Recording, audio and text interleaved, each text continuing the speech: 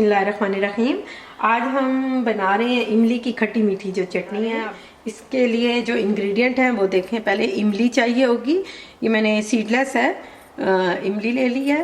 Crush red जो Chili Peppers होते हैं वो, और सुरख मिर्च जो पाउडर है वो, और साल्ट नमक।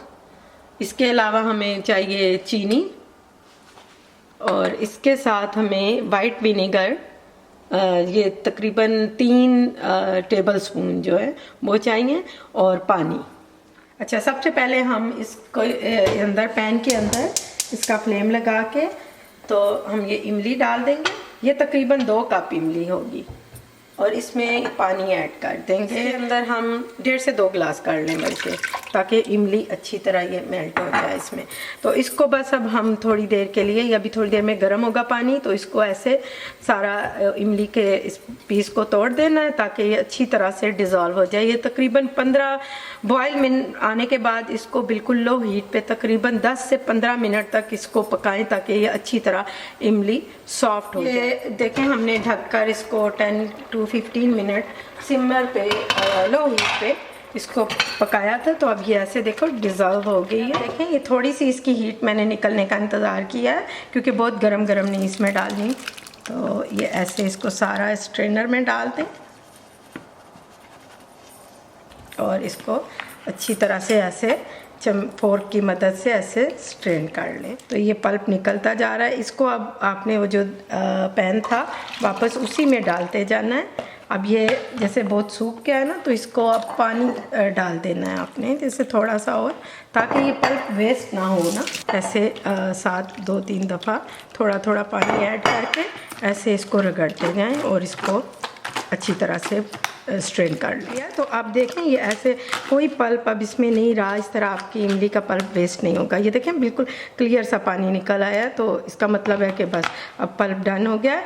और ये डाल दें, और ये देखें कि ये काफ़ी पतला हो गया, लेकिन कोई इसमें परेशान ना हो, इसको भी हमने पकाना है। अच्छा, ये अब मैंने दोबारा इसको फ्लेम ऑन करके इस पैन को रख दिया, और इस स्टेज पर अब हम इसके इंग्रेडिएंट इसके अंदर डालेंगे। लाल मिर्च का जो पाउडर है ये तकरीबन आप ये देखें 2 टेबल स्पून डालते। फिर ये कि अगर आपको स्पाइसी पसंद नहीं है तो आप कम भी कर सकती हैं, लेकिन इससे इसका कलर अच्छा होगा और प्लस स्पाइसी अच्छी लगती है। और इसमें मैं थोड़ी सी ये क्रश मिर्च भी 1 टीस्पून डालती हूँ। ये देखने में फिर अच्छी लगती है। अगर आपको नहीं डालनी तो कोई बात नहीं है, लेकिन लाल मिर्च का पाउडर और नमक तो आपने इस स्टेज पे डाल दें। नमक भी करीबन 2 टीस्पून डालें इसके अंदर। अच्छा, ये देखें, अब मैं अभी तो फ्लेम हाई है ना, तो अब ये इसको बॉयल आने लगा है, तकरीबन बस बॉयल आने लगा है। तो जब ये बॉयल आ जाए तो आप इसकी आंच को लो पे करके और इस तरह इसको कवर कर दें और 10 मिनट तक इसको पकने दें फिर। अच्छा, ये देखें, अब ये तकरीबन 10 to 15 मिनट्स ये बॉयल आया। उसके बाद आप ये 4 टीस्पून या 3 टेबल स्पून चीनी ऐड कर लें। थोड़ी सी और भी ऐड कर लें क्योंकि स्वीटनेस का एलिमेंट इसमें आना चाहिए, इसकी खटास नहीं फील होनी चाहिए ज़्यादा। अब इसको 5 to 6 मिनट बस पकने दें, और ये बस ये थोड़ी सी थिक भी हो जाएगी। अगर आप फील करें कि ये थिक नहीं है तो आप उसको थोड़ी देर और बॉयल दे लें, और अगर आपको लगे कि ज़्यादा थिक हो गई है तो थोड़ा सा और पानी ऐड करके उसको कुछ बॉयल करें, या अलग से पानी को बॉयल करके उसमें ऐड कर सकती हैं आप। इसको बहुत ज़्यादा थिक नहीं करना क्योंकि ये ठंडी होने के बाद भी ना थोड़ी सी थिक हो जाती है। तो अब मैं 5 से 6 मिनट इसको ढककर पकाऊंगी। अच्छा, ये देखें, ये अब हमने चीनी डालने के बाद जो 6 to 8 मिनट पका लें तो ये इतनी गाढ़ी हो जाती है। इतनी गाढ़ी बना लें, ठीक है। देखें, उस वक्त बहुत पतली थी, अब ये ठंडी होने के बाद चटनी जो है तो देखें गाढ़ी हो गई, इसलिए बहुत ज़्यादा भी गाढ़ी पहले नहीं कर देनी।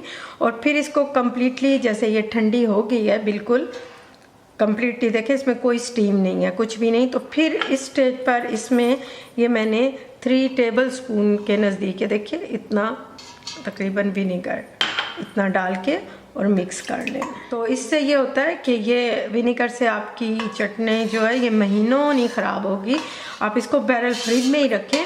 और दूसरी ये बात कि फिर जब जिस कंटेनर या जार में आप डालें वो शीशे का हो तो बहुत बेहतर है। अब इस तरह से इसको किसी भी जार में इस तरह से डाल लें ऐसे, और कोशिश करें कि ऐसे ऊपर ऊपर से। और अगर देखें कि नीचे कोई थोड़े से छिलके या कुछ इसके बारीक इमली के छिलके सम टाइम रह जाते हैं तो उनको फिर आखिर में जब सारी चटनी किसी बर्तन में डाल लें तो उनको फिर बेशक वेस्ट कर दें।